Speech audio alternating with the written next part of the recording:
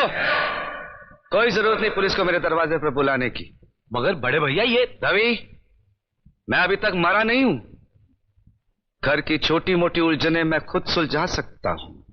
साहब जी ने डांटी है, अभी का भी डांटी है। अरे छोटी मालकिन के गहने चोरी हो गए और ये लोग हम पर शक कर रहे हैं। ये लोग सोच रहे हैं कि वो गहने हम कहीं बेचा है।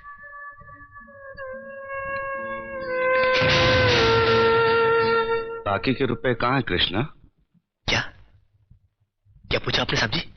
मैं पूछ रहा हूं कि बाकी के रुपए कहां है?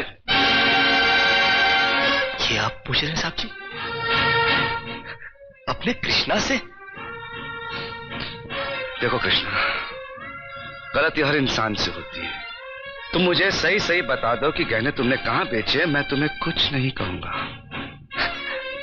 अब कहने के लिए बाकी ही क्या है साहब जी? एक छोटा सा सवाल पूछ के आपने बहुत कुछ कह दिया है साहब जी। कृष्णा, बात को आगे मत बढ़ाओ।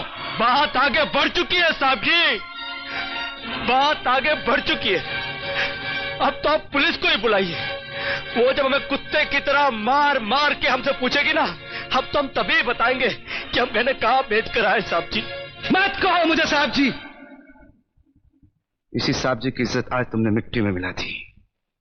क्या कुछ नहीं किया था मैंने तुम्हारे लिए, उसका मुझे तुमने ये बतला दिया। अरे हट जाओ ज्योति। जिस दिन मेरी फैक्ट्री जलकर राख हो गई थी और मैं बर्बाद हो गया था, मुझे उतना दुख नहीं हुआ था कृष्णा जितना आज हुआ जब तुमने इस घर में चोरी की है। साहब जी, बचपन में जब हमारे माँ बाप मर गए थे ना और हम अनाथ हो गए थे ना, तब भी हमें इतना दुख नहीं हुआ था जितना दुख हमें आज हुआ है जब आपने हमें चोर कहा साहब जी। आपने हमें चोर कैसे कहा साहब जी? और ज्यादा सफाई देने की जरूरत नहीं है। दूर हो जा, मेरी नजरों से दूर हो जा। निकल जा इस घर से। अरे इस घर से ही क्या, इस गांव को ही छोड़कर चले जाएंगे। अरे मुंह जनात का क्या है, काट लेंगे अपनी जिंदगी कहीं भी। इतने साल इस घर में बेफिक्री से ये समझकर काट लिए कि साहब जी का हाथ है हमारे सर पर। हमको क्या है परवाह किसी बात की, मगर नहीं, अब हम जान गए कि इस दुनिया में अनाथ का कोई नहीं होता। हम जा रहे हैं साहब जी और इस घर में कभी नहीं आएंगे। अभी निकल जा। दोबारा इस घर की दहलीज में कदम भी रखा तो मेरा मरा हुआ मुंह देखेगा तू।